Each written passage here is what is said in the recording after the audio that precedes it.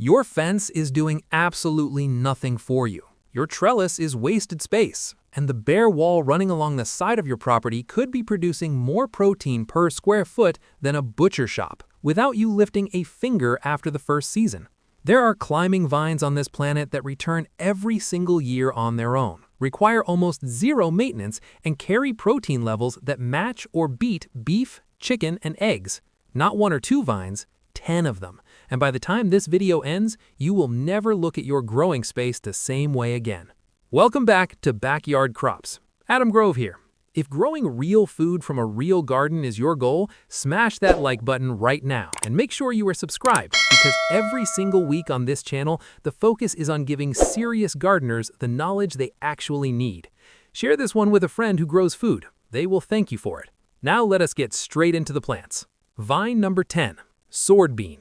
Cannivalia gladiata. The sword bean does not get nearly the attention it deserves in Western gardening circles, and that is a genuine mistake. This is a robust tropical and subtropical perennial climber that can push upward of 10 feet in a single growing season. In hardiness zones 9 and above, it returns reliably from its root system without any replanting. In cooler zones, it works beautifully as a container plant that can be overwintered inside. The seeds of the sword bean clock in at 25 to 27% protein by dry weight. That number sits right alongside animal-based proteins that take enormous time, cost, and effort to produce. The young pods are harvested and cooked exactly like green beans, fresh, tender, and versatile. The mature seeds dry down and store well, and they work in soups, stews, and ground as flour. Even the leaves are edible and have long been used as a nutritious fodder in farming communities across Africa and Asia. One thing about sword bean that almost no one mentions is its role as a soil builder. It is a nitrogen-fixing legume, which means its root system hosts bacteria that pull nitrogen from the air and deposit it directly into your soil. Every year this vine grows, your garden bed underneath it gets richer. That dual function, feeding you while feeding your soil, is exactly what a permanent food garden should be built around. Vine number 9, winged bean. Phosphocarbus tetragonalobus. Nutrition scientists in the 1970s and 1980s formally proposed the winged bean as a global solution to protein deficiency in developing nations. That proposal never got the mainstream traction it deserved, but right now, among serious home growers and permaculture designers, this plant is gaining serious ground. And the reason is simple. Every single edible part of the winged bean is nutritionally loaded. The seeds contain between 29 and 40% protein by dry weight. The tuberous roots carry 15 to 20% protein, which is extraordinary for any root crop. The pods, the leaves, and even the flowers are all edible and useful. This is genuinely a plant where nothing goes to waste. The 4 winged ridges that run along each pod give the plant its name, and those pods are harvested young and eaten just like green beans with a mild, nutty flavor. In tropical and warm subtropical climates, this is a true perennial vine. In temperate zones, it performs as a highly productive annual. If your climate supports it and you are not growing winged bean, that needs to change. Drop a comment below and let Adam know if this one is going into your garden this season. Vine number 8, lablab bean. Lablab purpureus. Lablab bean goes by many names: hyacinth bean, Dolichos lablab, Indian bean. Across Africa, Asia, and the Indian subcontinent, it has served as a staple food crop for thousands of years. In Western gardening, it got downgraded to a decorative ornamental because of its striking purple flowers. That is one of the most nutritionally wasteful misclassifications in gardening history. The protein content in lablab seeds ranges between 20 and 25% by dry weight. Every part of the plant, young leaves, flowers, pods, and seeds are all edible and useful. This is genuinely a plant where nothing goes to waste. The hyacinth purple flowers are genuinely beautiful, and they attract pollinators in significant numbers, supporting everything else growing in your garden at the same time. In tropical and warm subtropical climates, lablab is fully perennial. In temperate climates with some winter protection, it behaves as a returning perennial. And even without protection, the root system is vigorous enough that self-regeneration is common. For gardeners with limited space who need maximum food production per square foot, lablab bean on a trellis, fence, or pergola is one of the most efficient choices available. Food, pollinator support, beauty, and soil nitrogen, all from one vine. If this content is useful to you, share it with another 7, gardener who Morama could use bean, this knowledge. Tylosema esculentum. Researchers studying underutilized food crops have described the morama bean as one of the most nutritionally promising plants on Earth that almost nobody outside of southern Africa knows about. The seeds carry up to 35% protein and up to 40% healthy fat, a nutritional profile that researchers have directly compared to soybeans and peanuts. Traditional communities in the Kalahari Desert have depended on this plant during drought and famine conditions for generations, and the reason is clear. Morama bean grows in sandy, nutrient-poor soil where almost nothing else will produce food. It handles extreme heat without wilting, it survives prolonged dry seasons without irrigation, and it returns year after year from its deep, established perennial root system. The roasted seeds carry a flavor profile that is genuinely similar to cashews. Ground into flour, morama seeds produce a high-protein, high-fat base for cooking. Processed with water, they produce a beverage that has been described as similar to hot chocolate. This plant has not been widely commercialized yet. The window to grow it, understand it, and build experience with it before the wider gardening world catches up is open right now. Specialty and rare seed suppliers carry morama bean seed. It is worth seeking out. Vine number 6, velvet bean, Mucuna pruriens. Velvet bean is known in homesteading and permaculture communities primarily as a cover crop. That reputation undersells it significantly. The seeds of Mucuna pruriens contain 27 to 32% protein by dry weight. They are also notably rich in L-dopa, a naturally occurring compound that serves as a direct precursor to dopamine in the human brain. Peer-reviewed research has explored mucuna's potential role in neurological support, and while no medical claims belong in a gardening video, the nutritional complexity of this plant sets it apart from almost everything else on this list. Velvet bean is a fast-growing, vigorous perennial in zones 10 and above. In cooler climates, it performs as a highly productive annual with a long season. The critical fact every grower must understand: raw velvet bean seeds contain anti-nutrients that cause serious physical discomfort. Proper preparation, soaking, multiple rounds of boiling, and changing the cooking water is non-negotiable. Prepared correctly, these seeds have been safely eaten across Africa and Asia for centuries. As a soil builder, mucuna is among the most powerful nitrogen-fixing vines in existence. It suppresses weeds through shading, it improves soil structure rapidly, and it produces protein-dense foods simultaneously. Very few plants accomplish all three of those things at this level. Subscribe to Backyard Crops so you never miss a deep dive like this one. Vine number 5, wild yam bean, Spenostylus stenocarpa. Wild yam bean is virtually unknown outside of West Africa, and that is a genuine loss for the global gardening community. The protein content of these seeds ranges from 21 to 29%, competing directly with beef on a dry weight basis.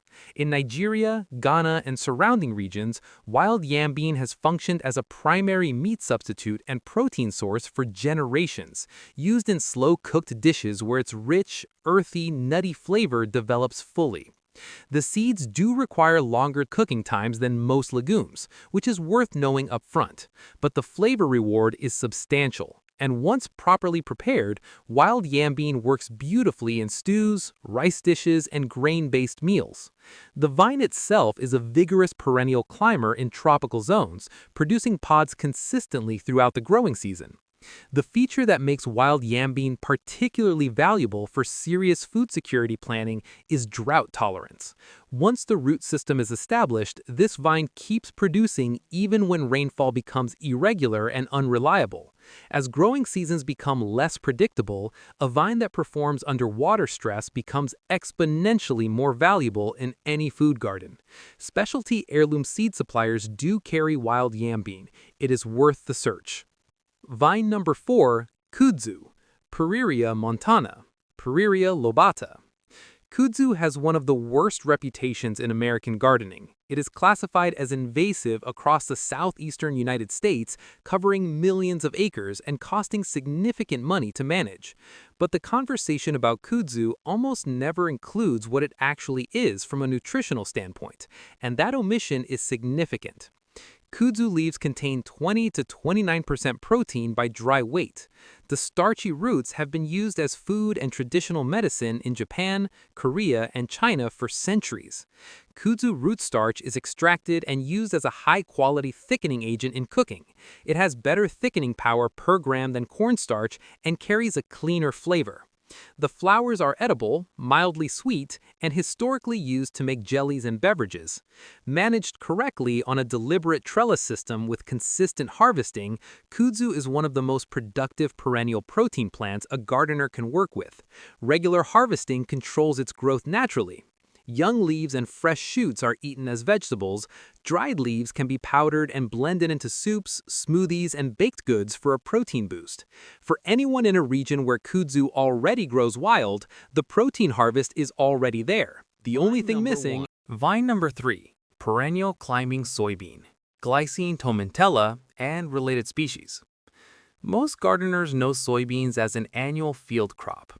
What is far less understood is that genuinely perennial species exist within the glycine genus, wild relatives of the cultivated soybean that form deep, persistent root systems, fix nitrogen continuously across multiple seasons, and produce seeds with a protein profile of 30 to 40% by dry weight, comparable to commercial soy. Plant breeders and agricultural researchers have been working for years to incorporate these perennial traits into productive food varieties, and results are beginning to reach home growers through specialty seed suppliers. The advantage of a perennial soybean vine in a food system is significant on multiple levels. Replanting labor disappears entirely. The root system deepens and conditions the soil year after year. Nitrogen fixation becomes a continuous background process rather than a single-season benefit. The vines climb readily and produce heavily in warm climates, and established plants handle drought considerably better than annual soybeans. This is an emerging area in food plant development. Getting in early, growing these species, and building hands-on experience now before perennial soybean becomes mainstream knowledge is one of the smartest moves a serious food grower can make. If you find this kind of forward-looking content valuable, like this video and share it with your gardening community. Vine number 2, groundnut vine. The groundnut vine is a native North American perennial that sustained indigenous communities across the continent for thousands of years before European settlement. It nearly vanished from the American food landscape entirely, and that disappearance represents one of the most significant losses in North American food culture. The tubers, small, round, chestnut-like nodules that form along the root chain, contain 11 to 17% protein. To put that in context, standard potatoes carry roughly 2% protein. The beans this vine produces above ground contain over 20%. It's a dual harvest plant offering two completely different high-protein food sources from the same root system. Groundnut vine grows naturally in moist, partially shaded environments, which makes it uniquely useful. It fills ecological niches, along stream banks, under tree canopy, in food forest understory layers, where most protein crops simply cannot grow. It spreads gradually through the soil each year, producing an expanding underground network of tubers. By year 3 of an established planting, harvests become genuinely meaningful. The flavor of roasted or boiled groundnut tubers is described consistently as richer and nuttier than potato, with a heartiness that is genuinely satisfying. Hardy to zones 3 and 4 depending on variety. Nearly zero maintenance once established. This vine deserves a permanent place in North American food gardens. Vine number 1, Malabar spinach, Bacella alba or Bacella rubra. Every plant on this list is remarkable, but Malabar spinach, in its red-stemmed form, earns the top position because of what it delivers across every single category that matters to a real food gardener. Growth rate, yield volume, nutritional value, climate adaptation, and long-term reliability. A single established plant can cover an entire fence panel. It keeps producing through the hottest, most humid summer conditions that destroy lettuce, kale, and conventional spinach. While other leafy greens bolt, wilt, or turn bitter under heat stress, Malabar spinach accelerates. It does not tolerate summer, it thrives in it. The nutritional profile is more impressive than its fresh weight protein numbers suggest at first glance.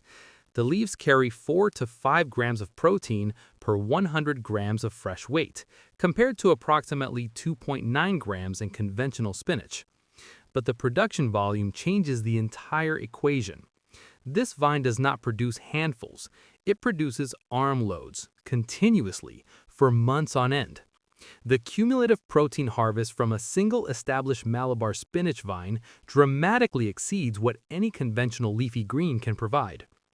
The red-stemmed variety, Bacilla rubra, specifically carries elevated levels of antioxidants, including beta-cyamines, which are the same pigment compounds studied for their anti-inflammatory properties in other red and purple plant foods. This gives the red form a measurable nutritional advantage over the green stem type beyond protein alone. In tropical and subtropical zones, Malabar spinach is a genuine no-intervention perennial. In temperate climates, the root system frequently survives mild winters and regrows from the base in spring. Where it does not overwinter, it self-seeds with such consistency that a permanent population establishes itself naturally. Plant it once, it handles the rest. 3 things that maximize protein from every vine. First, inoculate with Rhizobium bacteria before planting any leguminous vine on this list. Without the correct bacterial strain present in the soil, legumes cannot fix nitrogen at full capacity, and their protein production suffers measurably. Inoculants are inexpensive, widely available, and take under a minute to apply. This single step makes a genuine difference in yield quality. Second, harvest on a regular schedule. Every vine covered here responds to consistent harvesting by increasing production. Leaving mature pods on the vine sends a biological signal that seed set is complete and growth can slow. Regular harvesting sends the opposite signal. The plant keeps pushing out new growth to replace what was removed. The harvest schedule is as important as the watering schedule. Third, prioritize young growth for nutritional density. The fresh, tender new leaves and shoot tips of these vines carry higher concentrations of protein and micronutrients than older, mature leaves. Building young leaf harvest into the regular rotation extracts maximum nutritional value from the plant without requiring more space or more plants. And one final point that deserves more attention in gardening conversations. Every nitrogen-fixing vine on this list makes an outstanding companion plant for heavy-feeding crops. Planted alongside fruit trees, squash, corn, or perennial vegetables, these vines actively fertilize their neighbors through root zone nitrogen release. The garden becomes a self-fertilizing system that grows more productive with each passing year, not because more inputs were added, but because the plants were chosen and placed intelligently. That is the core promise of perennial food growing. You stop starting over every spring. You start compounding forward. Subscribe to Backyard Crops for more of this. Adam Grove and this entire channel exist to give serious gardeners the knowledge that builds real, lasting food systems. Like this video, share it with someone who grows food, and leave a comment below telling the community which vine on this list you are most excited to grow. The next video goes even deeper. Do not miss it.